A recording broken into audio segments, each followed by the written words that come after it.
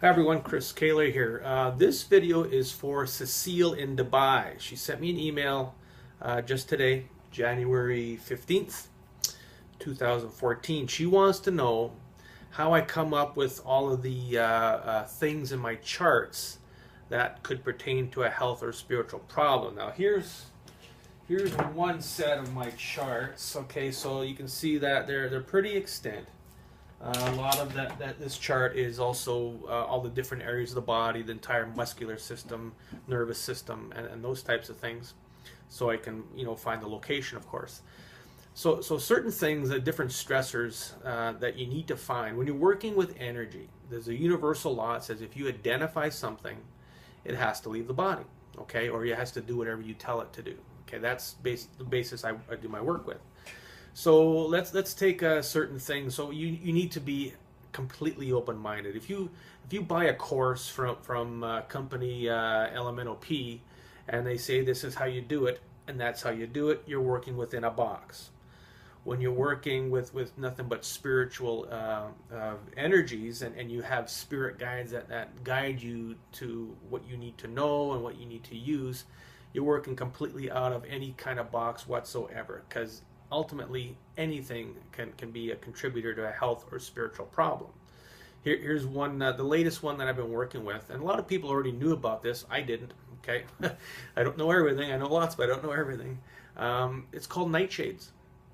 Nightshades is a plant toxin that is within certain plants: potatoes, tomatoes, peppers, eggplant, those types of plants. There's a toxin within the leaves of the plant that keep insects from attacking and eating the plant. So now these toxins, they of course are going to get into the food a little bit, and they're going to build up in your body. Everybody eats potatoes and tomatoes, right? Okay. So they're going to get into your body, and they have the component within them that causes the problem is called an alkaloid. It's an oxidant. So it gets into your body, causes oxidation, causes inflammation.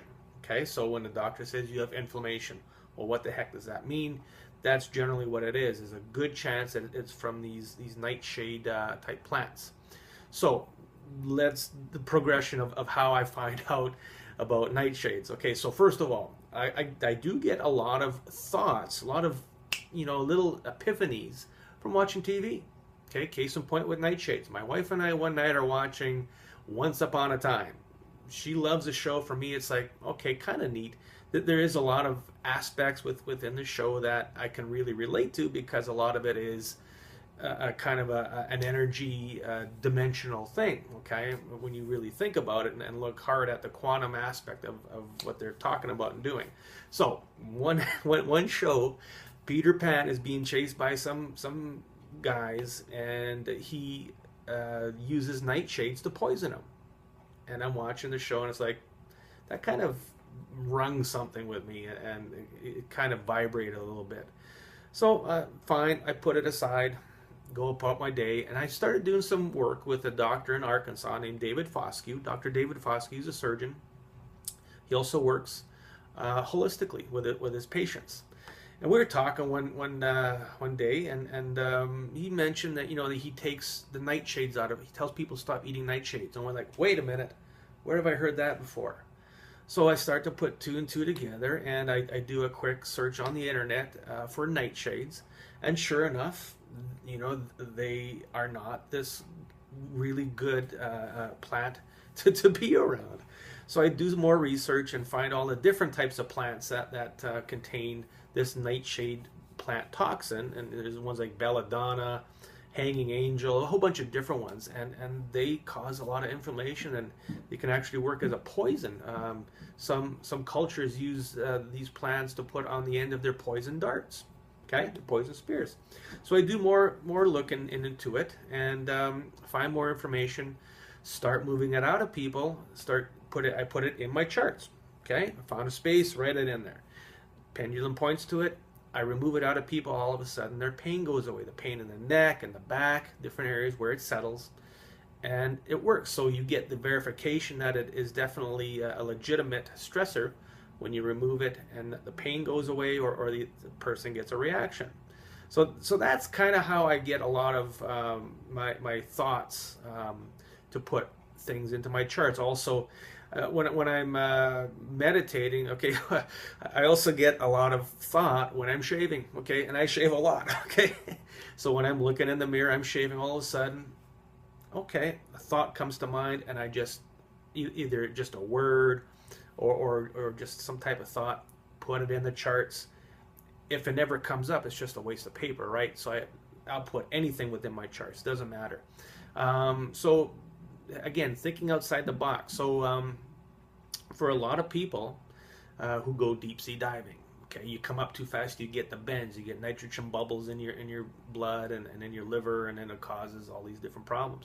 Well, for me, I thought, why can't you get the bends or that type of symptom from not diving, just being on dry land with pressure changes on the earth, okay, the barometric pressure. And sure enough, for some people, yes, it does make a difference. Not for everybody. It's not the cause of all issues like that. But for some people, it does happen. They get nitrogen bubbles within their blood and their liver, and you move it out, and it makes a difference. So really, you got to think outside the box. If the color purple can cause a health problem, remove the color purple, and the problem goes away. You know, that's kind of my scenario. So anything at all you can think of, I put it in my charts, it comes up. As for areas of the body, okay, so you start thinking, you know, once in a while I get some time on my hands, and, you know, my old noodle starts to cook, and you start thinking about things. So when I look in the aura, when you're doing, people do Reiki, they're taught that there's, I think, 4 or 6 different bodies in the aura. I look at about 50 different types of bodies within the aura. And I do lots of research on the internet. There are some very credible people who do have a lot of knowledge about certain things. One of them is Ashiana Dean. Okay, go on YouTube and spend 6 hours and watch all of her videos. There's a lot of really cool information on her videos. Now, I don't resonate with all of it, but stuff I do resonate, I will put in my charts.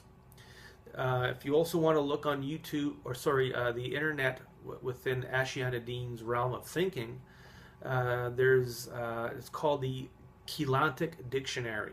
Okay, it's free. There are some words you have to pay for. It's not completely free, but for the most part it is. And you can start clicking on words, and it's going to describe a lot of the quantum mechanical makeup of the universe and how everything has come to be, and how everything is, and all the steps and aspects of the whole quantum universe. So that is where I get a lot of my information.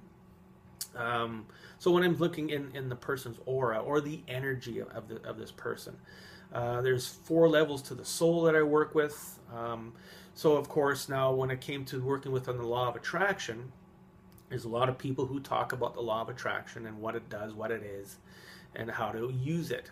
So I thought, what if there's something wrong with your law of attraction? How come if you're trying to manifest something positive for you, you get something negative? So I thought, I wonder if people have their own law of attraction. Instead of accessing the law of attraction, you have your own that you use to access.